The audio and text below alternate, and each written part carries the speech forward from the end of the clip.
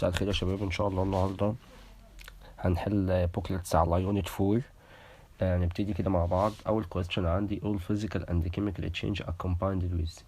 بيوصل هنا بكلمة physical and chemical. الفيزيكال دي عبارة عن حاجتين، يا heat of dilution او heat of solution، والchemical change عبارة عن حاجتين، يا heat of formation يا heat of combustion.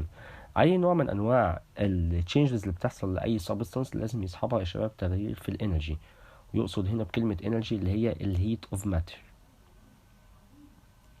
الهيت انرجي هنا المقصود بيها اللي هي في الكيميكال او في الفيزيكال.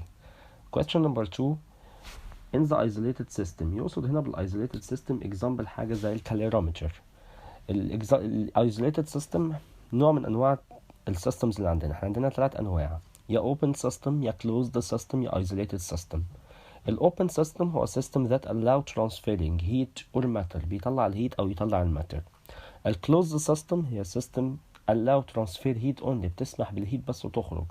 الايزوليتد سيستم هي system doesn't allow transferring heat or matter. يبقى انا عندي هنا لما يجيب لي الايزوليتد سيستم يبقى هو بيقصد بيها system ما بيسمحش ولا الانرجي تخرج اللي هي الهيت انرجي ولا الماتر. question number 3 the energy stored inside the body of the substance product. الانرجي اللي بتتخزن جوه اي body عبارة عن electron energy، وهنا يقصد بيها الميكانيكال energy. والميكانيكال energy عبارة عن حاجتين، هي السمشن ما بين البوتنشال energy والكايناتيك energy. number B letter B as a chemical bond. هو يقصد بالchemical bond هنا يا ionic bond يا covalent، اي واحدة من التو بوند دول. الانترمولكولر انرجي بيقصد بيها فاندر فالز او الهيدروجين بوند اللي هي بتوين المولكيول. الاجابة عندي اي substance بيبقى جواها product all the previous التلاتة بيبقوا موجودين مع بعض. الكويستشن اللي بعده دلتا اتش عبارة عن اللي هي المولر هيت انسولب. لو احنا كتبنا الرول بتاع الدلتا اتش هلاقي عندي الدلتا اتش عبارة عن نيجاتيف كيو بي over the number of moles. عندي هنا الاقي الإجابة عندي هي اللتر بي. Dissolving process is called hydration when the solvent is. امتى اقدر اقول على البروسيس دي ان هي hydration؟ كلمة hydration يعني كلمة إماها، يعني حصل لها dissolved in water. امتى اقدر اقول على الديسولفينج بروسيس هايدريشن؟ لما يحصل لها ديسولفينج ان ايه يا شباب؟ ان ووتر. هايدريشن بروسيس از، الهايدريشن بروسيس هي نوع من انواع الديسولفينج بروسيس، والديسولفينج بروسيس may be اندو اور اكزو. ممكن يبقى اندو او يبقى اكزو. اكزو في حالة ان هي تبقى اكزوثيرميك رياكشن يعني ريليزنج هيت، واندوثيرميك في حالة ان هي تبقى absorbing heat. number 7 dilution process is accompanied with. dilution process بتبقى مصحوبة بإيه؟ releasing heat, absorbing heat, releasing or absorb no heat change. هي الإجابة الصح هي letter C. ليه releasing heat or absorbing heat؟ releasing heat في حالة إن يحصل dilution وتبقى reaction exothermic reaction، والdilution لو عملت absorbing heat تبقى endothermic reaction. يبقى الإجابة هي letter C. Examples of the heat accompanied by changing in the chemical reaction: heat of. أي chemical changes بيحصل عن طريق حاجتين، يا heat of combustion يا heat of formation يا solution يا A or B. الإجابة الصح هي A or B. في حالة ال heat of formation أو heat of combustion is considered as a chemical reaction أو chemical changing. طيب ليه ما اقدرش اقول ان هي heat of solution؟ لان دي بتبقى حالة physical change مش chemical change. number 9 if the heat of the combustion of the graphite is negative 393.5 كيلو جول بر مول.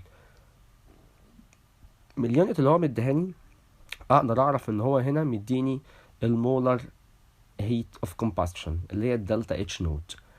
the heat of the combustion of 120 جرام of the graphite.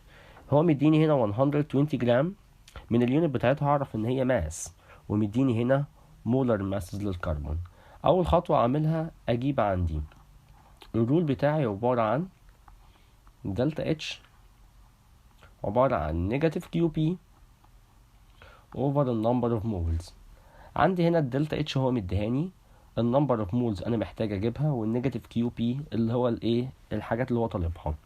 اجيب النمبر اوف مولز زي من الترم الاول. عندي النمبر of moles عبارة عن mass over المولر mass. الماس هو مديهاني ب 120 over المولر ماس اللي هو مديهاني ب 12 تطلع ب 10 مول. انا كده جبت النمبر اوف مولز ب 10 وهو مديني الدلتا اتش. اقدر اجيب الكيو بي لما اعمل الاتنين تايمز لبعض، يبقى الاجابه هتطلع letter B. question number 10.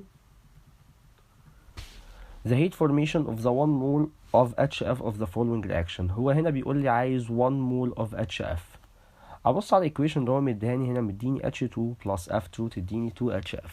في عندي ده هيت كونتنت بتاعته بزيرو لانه element، والفلوراين الهيت كونتنت بتاعته بزيرو لانه element. يبقى 2HF 2 مول من ال HF الهيدروجين فلورايد equal دلتا H equal negative 534.7. لو انا عايز 1 مول يبقى هعمل divided 2 علشان اطلعها تطلع letter C. اجيبها ازاي؟ هكتب كده ان 2 مول بيدوني negative 534.7 وانا عايز 1 مول. cross multiplication تديني